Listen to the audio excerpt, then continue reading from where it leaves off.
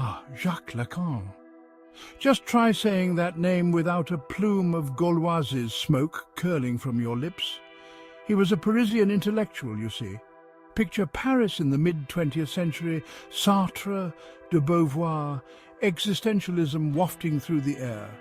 Lacan, a psychoanalyst with a penchant for the dramatic, threw his beret into this intellectual ring. Not content with the Freudian status quo, Lacan decided it was time for a conceptual makeover.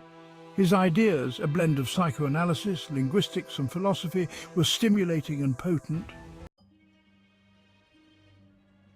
Lacan wasn't one to merely rehash old ideas. He was a man of innovation, a veritable Picasso of psychoanalysis. He took Freud's theories and ran them through the centrifuge of structuralism. Structuralism is the idea that human culture can be understood through a system of signs and symbols.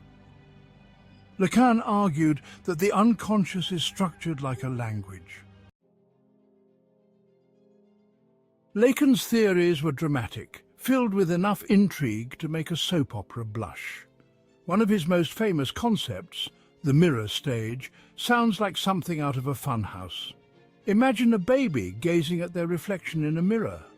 This is a pivotal moment in our psychological development. The baby identifies with its image, creating an idealized version of the self. Think of it as the original Instagram filter. This is where the real comes in.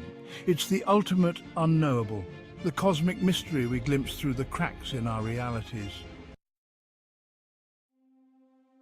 Lacan on the couch dissecting the controversy. Now, you can't expect a man like Lacan, with his radical ideas and penchant for the theatrical, to escape controversy. His work was about as divisive as a pineapple on pizza debate at a family gathering. Critics, and there were many, accused him of being willfully obscure, of hiding behind jargon and complexity. They saw his work as nothing more than intellectual gymnastics, a way of dressing up old ideas in flashy new clothes. But Lacan's supporters, a devoted and equally vocal bunch, saw him as a visionary, a man who dared to delve into the darkest recesses of the human psyche. They argued that his complexity was necessary to grapple with the inherent complexities of the human mind. To them, Lacan wasn't just a psychoanalyst, he was a philosopher, a poet, a master of revealing the hidden meanings behind our everyday existence.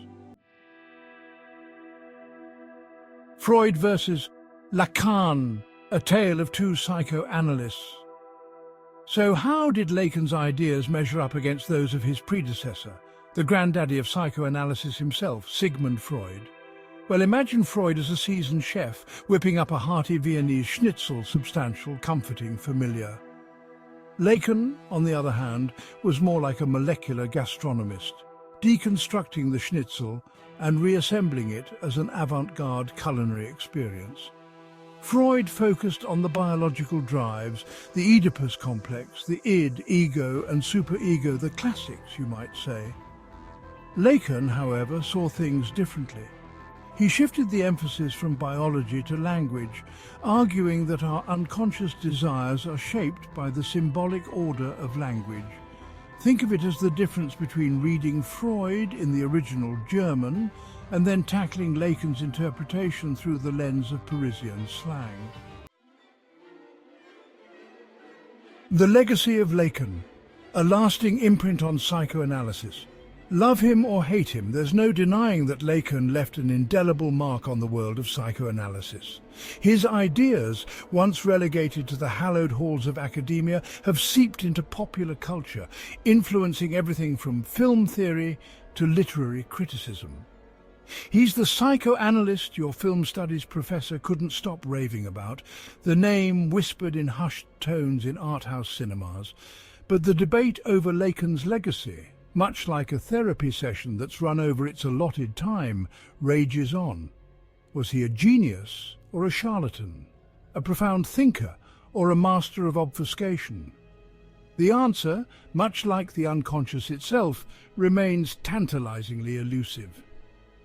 One thing's for sure, Lacan's ideas continue to provoke, challenge and intrigue, ensuring that his legacy, much like a recurring dream, is unlikely to fade away anytime soon. This is Baz with Philosophical Flicks, signing off until next time. And if you haven't done so, please consider subscribing to the channel and don't forget to hit that like button and notification bell for more videos on the philosophical spectrum. And until next time, please, as always, take care of yourselves and each other.